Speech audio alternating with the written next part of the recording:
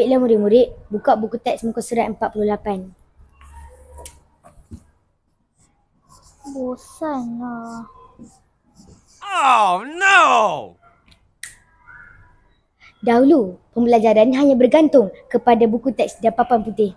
Murid menghadapi kesukaran untuk memahami konsep yang abstrak dan guru perlu berusaha dengan lebih keras untuk menarik perhatian mereka. Di era digital ini, pendidikan mengalami transformasi besar. Dari bilik darjah ke skrin digital, bahan digital memainkan peranan utama dalam memperkasa pendidikan negara.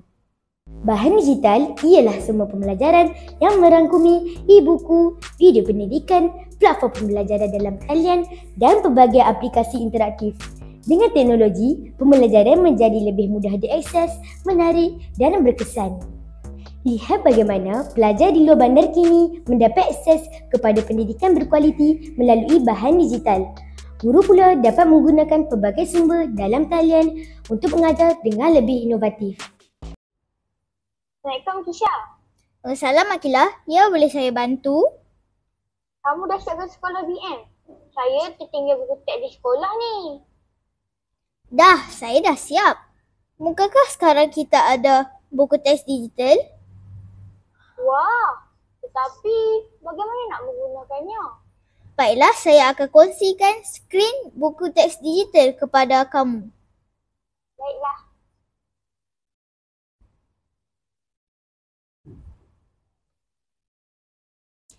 Inilah buku teks digitalnya.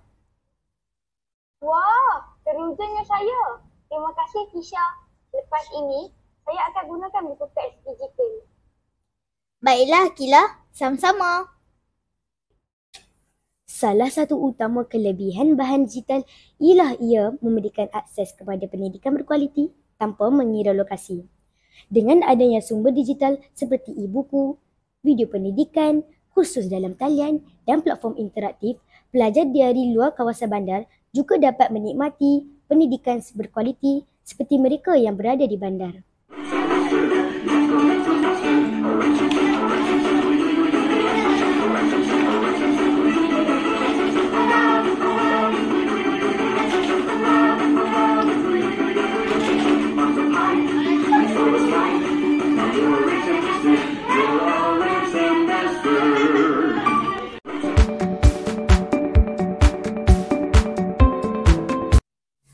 Baiklah, mari kita dengar perkongsian daripada guru yang mengajar menggunakan bahan digital.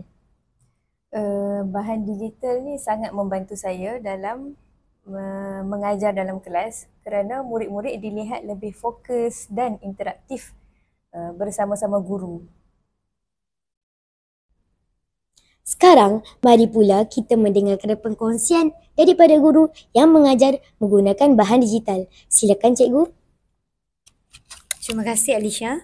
Baik, sebagai seorang guru, sememangnya cikgu menggunakan bahan digital dalam sesi pembelajaran dan pengajaran cikgu kerana murid lebih seronok dan sesi pembelajaran lebih meriah dengan bahan-bahan digital yang cikgu sediakan. Itu saja daripada cikgu. Terima kasih. Sekarang, mari pula kita dengarkan perkongsian daripada pelajar yang belajar menggunakan bahan digital. Saya berseronok menggunakan bahan digital. Ia lebih mudah difahami. Mari kita bersama-sama memanfaatkan teknologi dalam pendidikan. Kongsikan pandangan anda di ruangan komen dan terus menyokongan inovasi dalam pembelajaran.